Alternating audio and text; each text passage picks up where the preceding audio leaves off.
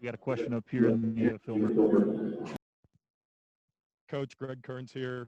Congrats on the first win of the season. Can you elaborate on what Sean McNeil showed from the end of last year through preseason to earn his first start tonight? Well, he shot the ball really well this whole preseason, and he's defensively. When you score as much as like he and Taz do, you're not a very good coach if you tell him go guard the best guy all the time. Because you got to have him on the floor, and I think he's come a long way defensively. He didn't shoot it as well today as what he has been shooting it.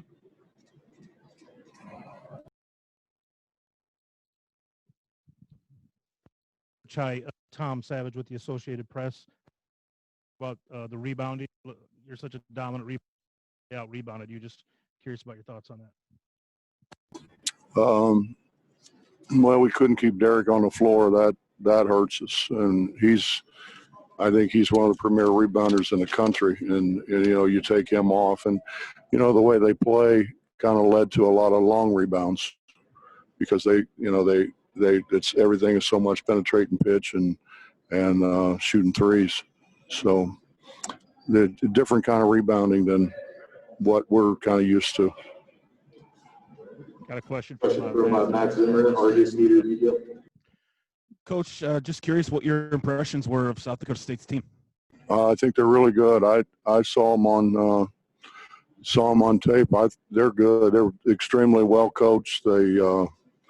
They make shots. They really do a good job of handling the ball and creating shots for one another. I think they're really good. Extremely well coached. We have one more question up here in the film room. Coach Greg Kearns, one more for you here. You kind of touched on it. You guys just couldn't seem to get going consistently offensively tonight. And was it as simple as shots really just not falling, or was it something specific that they were doing to you? Probably a combination of both. We're a team that likes to throw it close, at least part of the time, and they did a really good job of packing everything in and really taking away our post play, and we're fortunate enough to have these two guys who can make shots for us, and along with Sean. So I think they're a lot better, I think, than what our guys thought they were, and we really didn't get a whole lot of scout. I think we just had one of their games, and when I watched their games, I was like, wow, these guys are good. And and the truth of the matter is, we're supposed to play Texas A&M, and then they dropped out, and then we were going to play Northern Iowa, and then they had to move to play somebody else, and so we actually did 4 scouts, and obviously we didn't do a great job on the last one, but we had already done 3, so we were running out of time. For everyone on Zoom, we have Miles McBride has joined us as well. We'll take questions from Zoom now. Let's start with Greg Hunter. So, Coach, just start with getting to be able to play. I mean, there's been times in this fall, a lot of people wondered if basketball would start. So were you happy just to be able to get things going? Yeah, I think the way we ended the year last year, we were playing really well at the end. We were looking forward to the conference tournament, looking forward to the NCAA tournament, and it ended so abruptly that we were really looking forward to being able to play, and then everything happened, and we didn't get the scrimmage that we lobbied for and got, and then that was taken away, and actually the exhibition game was taken away. So this is the first time we're playing anybody other than ourselves. So it's different. I mean, it's really different. And as I told them in the locker room, we don't know. I mean, we're on a day-to-day basis, and we don't know how many more games we're going to play or anything else. So we need to enjoy and kind of cherish the ones that we get, on a day-to-day basis. We'll take some questions for the student athletes now. Let's start with Justin Jackson. Hey, Deuce, I was just wondering if you could talk about, starting the first game of the season. You started a couple games last year, but, this is the season opener after a long layoff. What was kind of going through, your mind as you're warming up, getting ready to start the game? Honestly, just to come out there and, try to get the ball to my teammates and let the game come to me, honestly. The first thing when you step out on the floor is to compete and to win. And that's really the only thing that's going through my head when I step on the floor. And then if I could ask a follow-up, you really seem to excel in game tonight, driving to the foul line, getting, 10 to 12 footers to go in tonight. Kind of talk about that part of your game. Yeah, I mean, that's always been the main part of my game is, pull-up jumpers and trying to get to the foul line and things like that. And I just relied on it, and the shots went in today. Let's go to Michael Kazara.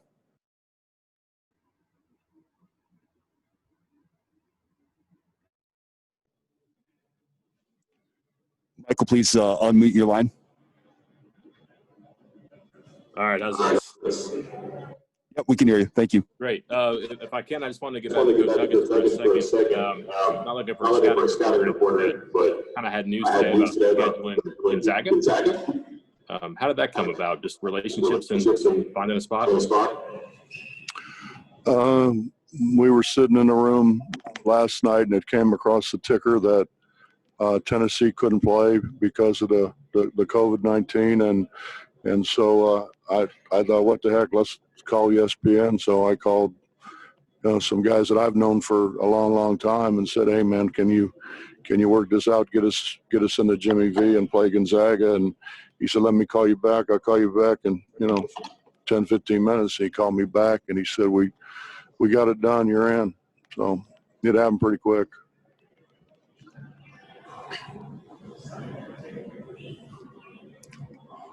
Michael, any questions for the student athletes? All good, thanks. Okay, thank you. Let's go to Kevin Kinder. For Deuce and Taz, when Oscar went out in the first half, did that lead y'all to, think he had to take more threes? I got to think 32 is a few more than what you were planning on taking coming in.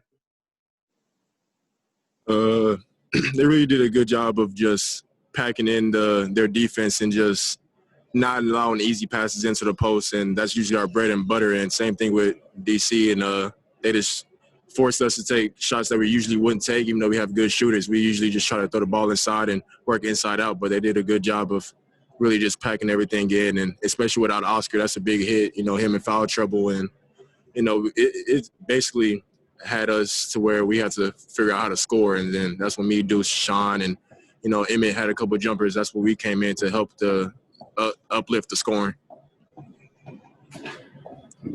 Yeah, definitely. When you take out Oscar, I think you have to rely on different things, especially like Taz said, they were packing it in so well, and they just played really solid on defense. I think, a lot of the shots I think we can make, it just didn't go in today. I think we're going to obviously look at the film and see other ways we can get our offense moving better and have a little bit more flow to it.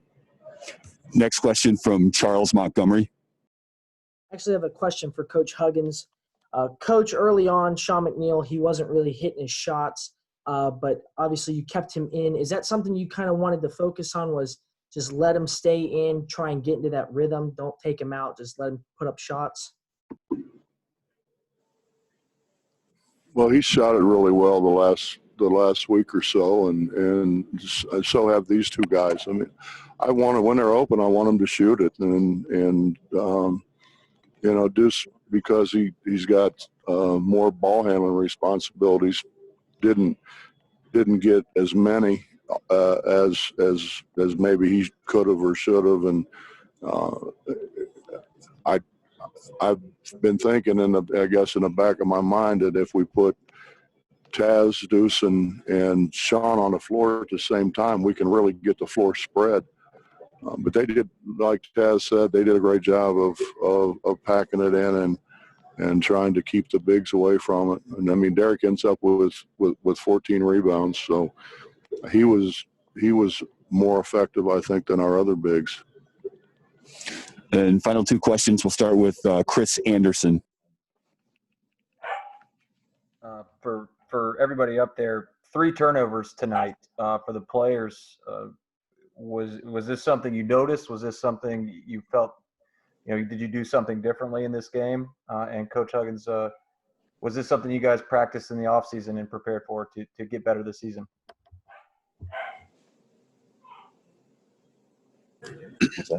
Well, they had their defense is more at pack line and not take things away, so it was easy to make passes. And I feel like sometimes we made the right pass and the correct pass, and we just, when it was open, we took our shots, and we just, especially we didn't have that many assists as well, so we didn't pass the ball as well as I thought we did, but also we didn't turn over the ball. So, it's a win. It's a win-win in that situation. We just got to capitalize more off of passing the ball and moving the ball around to get to scoring, and then just letting the ball stick to our hands. And once we do that, we'll be a good team. Yeah, definitely. Like Taz said, when the team's going to pack it in, it's easy to make passes, and you don't have to worry about as much as somebody getting up in the passing lanes. You can kind of throw it wherever. But I think it's my job as a point guard to really get the offense flowing better. But honestly, we knew if we would take care of the ball, we were going to win a lot of games this year. So obviously we put a lot of focus into that this offseason. I think if we just defend a little bit better, we could have opened up the game a little more. And final question from Cody Nesper. This is for Taz. I know it's only one game, but did it feel like there was a big difference from you year 1 to year 2? Well, it's mainly just confidence in finding your niche within a system. When Hugs was recruiting me, he knew what type of player I was, and then he keeps reiterating to me, just keep being me, keep playing my game. When you open, shoot the ball. So I was trying to really do that today. It was packing the defense in so much in our bigs. We just had so many open shots, and I was trying to just capitalize off of that. Thank you very much, Coach. Taz Miles. Thank you. Again, a reminder to everyone joining us via Zoom or upstairs. This